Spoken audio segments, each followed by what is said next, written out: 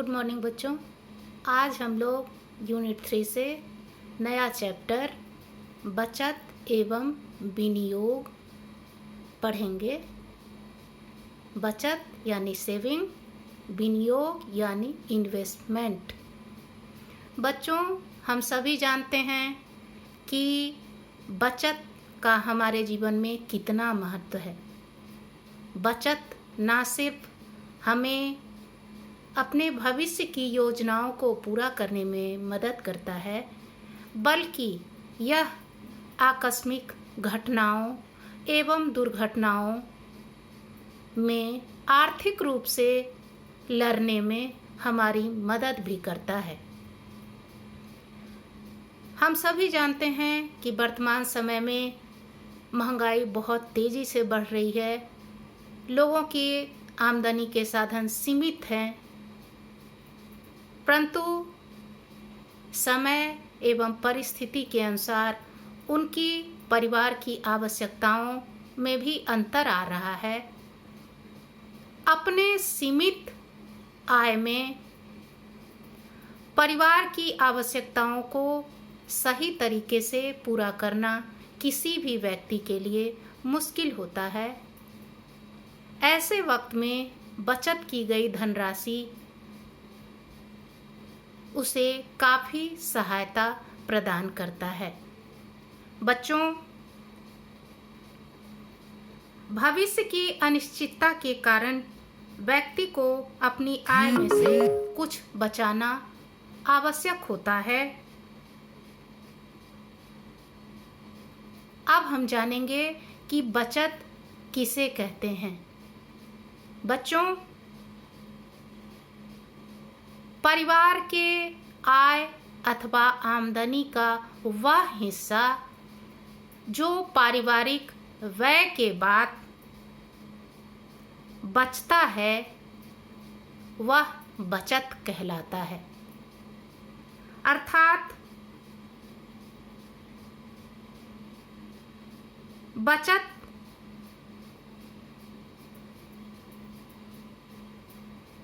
उस आय के हिस्से को कहते हैं जो परिवार के द्वारा अपनी आमदनी में से अलग बचाकर रखा जाता है और जो भविष्य में उनकी ज़रूरतों को पूरा करने में उनकी मदद करता है। इतना ही नहीं, बचत का मतलब आय माइनस व्यय इक्वल टू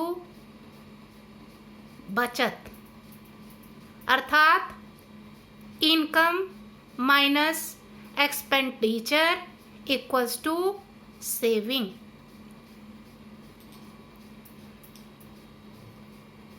बच्चों, कुछ लोग अपने आय का कुछ हिस्सा बचत करते हैं तो कुछ लोग उसे संग्रह करते हैं। बच्चों, बचत और संग्रह की गई धनराशि में अंतर होता है।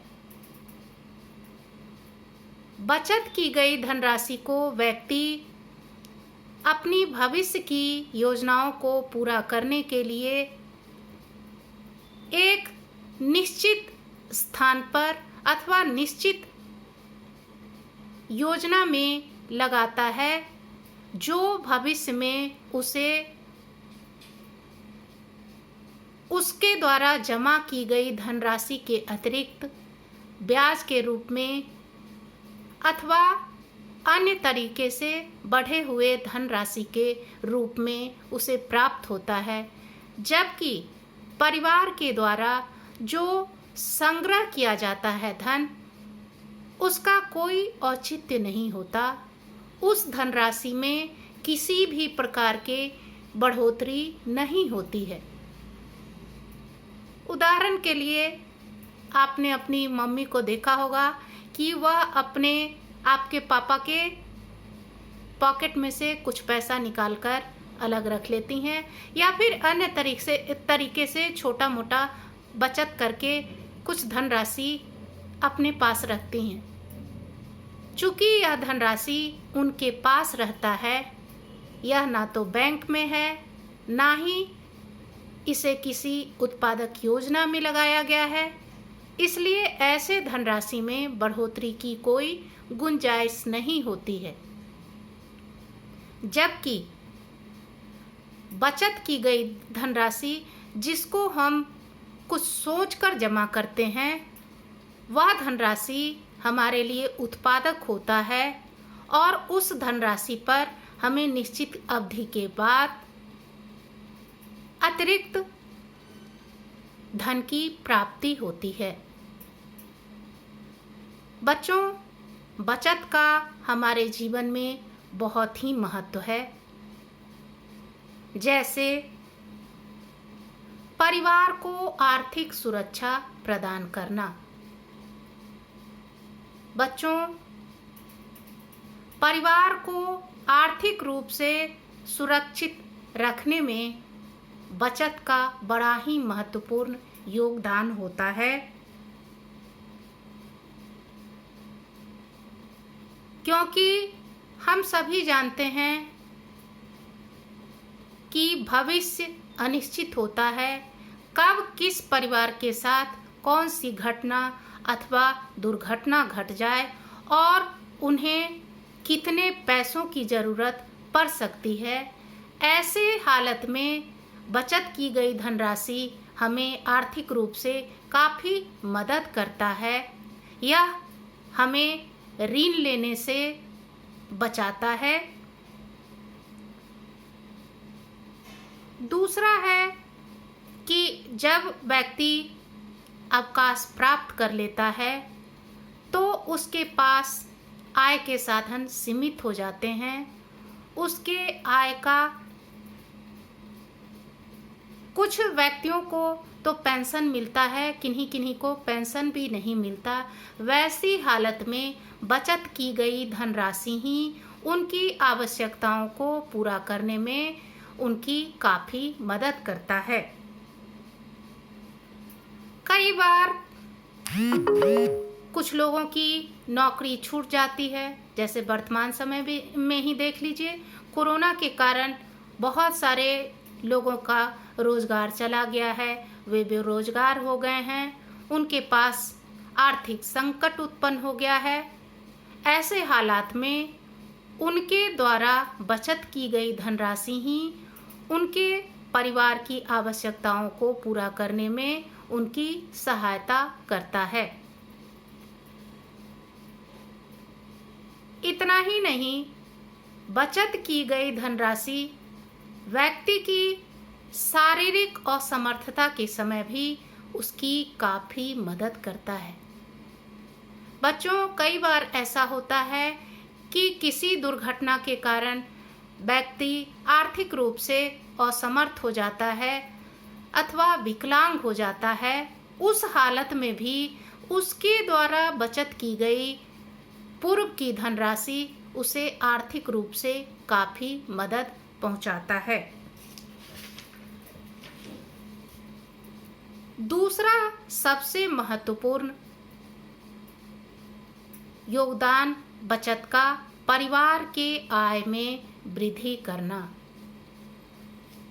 बच्चों, परिवार के द्वारा अपनी बचत की गई धनराशि को बैंक में जमा करके या फिर कुछ लाभकारी योजनाओं में लगाकर उससे अतिरिक्त धन प्राप्त किया जा सकता है और यह धन उनके पारिवारिक आय को बढ़ाने में काफ़ी मदद करता है। तीसरा और महत्वपूर्ण महत्व बचत का यह भी है कि यह व्यक्ति को अनावश्यक या फिजूल खर्ची करने से रोकता है। बच्चों, बचत की आदत व्यक्ति में बचपन से ही डालनी चाहिए। ऐसा करने से उनमें फजूल खर्ची और अनावश्यक खर्च करने की आदत पर अंकुश लगाया जा सकता है। एक बार बचत की लत लग जाने पर व्यक्ति अपने आप से अपने अनावश्यक खर्चों पर, अपनी बेफजूल की आदतों पर नियंत्रण पा लेता है और ऐसा कर लेने से वह अपने आप को आर्थिक रूप से सुरक्षित कर लेता है।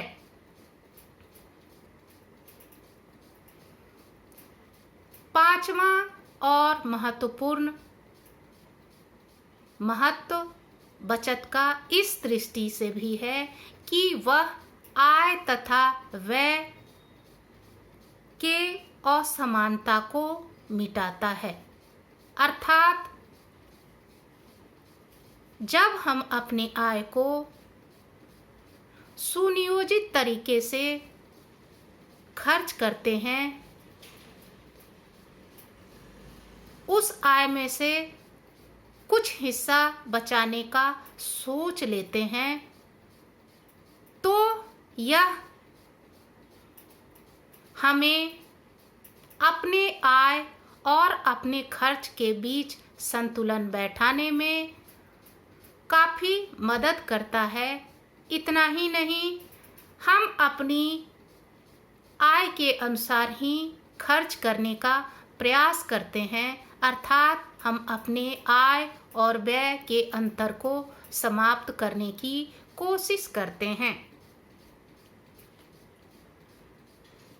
बचत हमारे भावी योजनाओं को पूरा करने में भी मदद करता है। जैसे बच्चों के बड़े होने पर उनकी उच्च शिक्षा की व्यवस्था करना, बच्चों के शादी ब्याह पर होने वाले खर्च तथा अपना मकान, जमीन अथवा वाहन इत्यादि खरीदने के लिए हमें बचत की गई धनराशि से काफ़ी मदद मिलती है। यदि हम शुरुआत से ही अपने आय को व्यवस्थित तरीके से खर्च करें और उस आय में से एक निश्चित हिस्सा बचाकर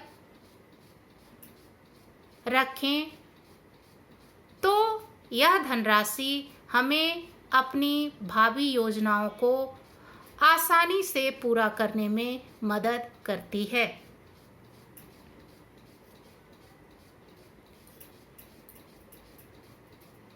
इस प्रकार हम देखते हैं कि बचत का हमारे जीवन में बहुत ही महत्व है। इसलिए हमें अपनी आय का कुछ न कुछ हिस्सा अपनी आमदनी के अनुसार अवश्य ही बचाना चाहिए, क्योंकि यह हमें आर्थिक रूप से सिर्फ वर्तमान में ही नहीं बल्कि भविष्य में भी सुरक्षा प्रदान करता है। इसके बाद हम लोग विनियोग के बारे में पढ़ेंगे, अर्थात इन्वेस्टमेंट। बच्चों, बचत और विनियोग में अंतर होता है। विनियोग का मतलब आय का वह भाग जो प्रति माह या प्रति वर्ष किसी सुव्यवस्थित योजना में लगाते हैं और उस आय से हमें अतिरिक्त आय प्राप्त होता है, उसे विनियोग कहते हैं। एक बार फिर से, आय का वह भाग जो प्रति माह या प्रति वर्ष हम किसी सुव्यवस्थित योजना में लगाते हैं और जिससे हमें अतिरिक्त आय प्राप्त होता है, विनियोग कहलाता है।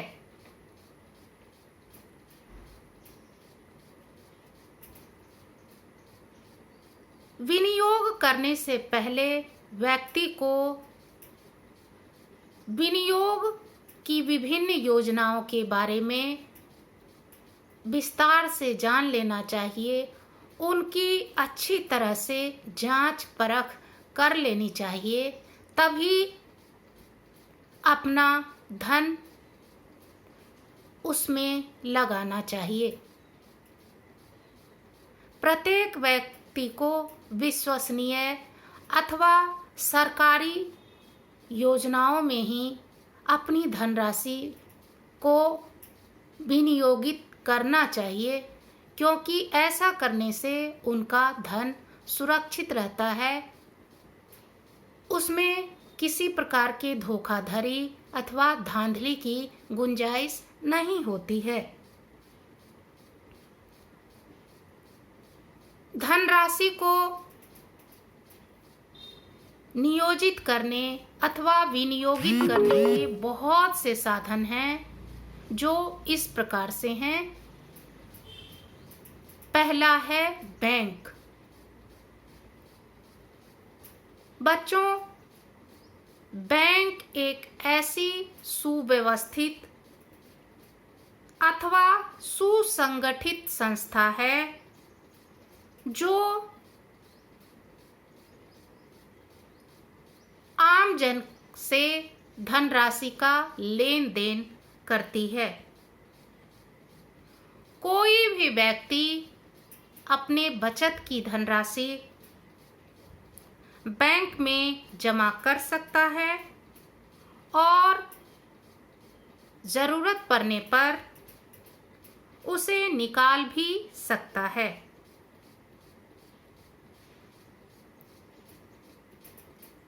व्यक्ति द्वारा जमा की गई धनराशि पर अलग अलग बैंकों के द्वारा निश्चित दर पर ब्याज भी मिलता है।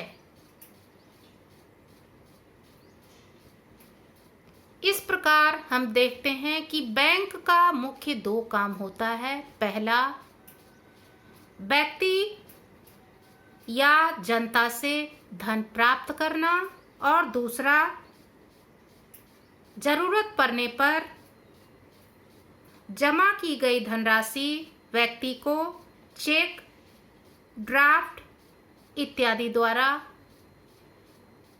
वापस करना।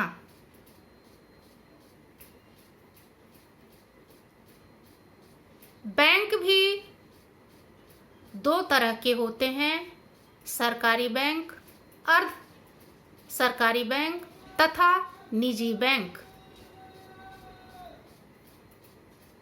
हमें हमेशा सरकारी बैंकों में ही अपनी धनराशि जमा करनी चाहिए। यदि हम अपनी जमा की गई जमा पूंजी को किसी निजी बैंक में जमा करते हैं, तो धनराशि जमा करने के पहले उस बैंक के विश्वसनीयता के बारे में पूरी तरह से जांच परख कर लेनी चाहिए, तभी हमें अपना धनराशि उस बैंक में जमा कर लेना चाहिए। क्योंकि कई प्राइवेट बैंक जो विश्वसनीय नहीं होते हैं और जिनके द्वारा धोखाधड़ी करने की संभावना भी होती है। इस प्रकार हम देखते हैं कि धन को जमा करने का या नियोजित करने का बैंक एक सबसे सरल और आसान साधन है। बैंक में धनराशि जमा करने से हमें निम्नलिखित लाभ होता है। पहला, बैंक में जमा की गई धनराशि के चोरी होने की या धोखाधड़ी की संभावना नहीं होती है। दूसरा, बैंक में जमा की गई धनराशि पर निश्चित दर से ब्याज भी मिलता है, जो अतिरिक्त आय का एक साधन होता है। तीसरा, बैंक में जमा धनराशि के लिए किसी बड़े रकम की ज़रूरत नहीं होती है, अर्थात व्यक्ति छोटी से छोटी धनराशि को भी बैंक में जमा कर सकता है। चौथा और सबसे महत्वपूर्ण लाभ यह है कि यदि बैंक में हम खाता खोलते हैं या धनराशि जमा करते हैं तो उसके एवज में हमें बैंक के द्वारा एक लॉकर भी प्राप्त होता है, जिसमें हम अपना महत्वपूर्ण दस्तावेज, कागज अथवा कीमती आभूषण या अन्य कोई कीमती पेपर उसमें रख सकते हैं और बैंक के लॉकर में रखा गया कीमती अथवा बहुमूल्य पेपर अथवा आभूषण के चोरी होने की संभावना नहीं के बराबर होती है। इतना ही नहीं, बैंक के द्वारा हमें यह भी सुविधा दी जाती है कि हम अपना पैसा एक जगह से दूसरी जगह आसानी से भेज सकें अथवा ज़रूरत पड़ने पर उसे मंगा सकें। इस प्रकार हम देखते हैं कि बैंक में धनराशि जमा करने पर हमारा धनराशि ना सिर्फ सुरक्षित होता है बल्कि उसमें ब्याज के रूप में मिलने वाले रकम से हमारी आमदनी भी बढ़ती है। धन्यवाद।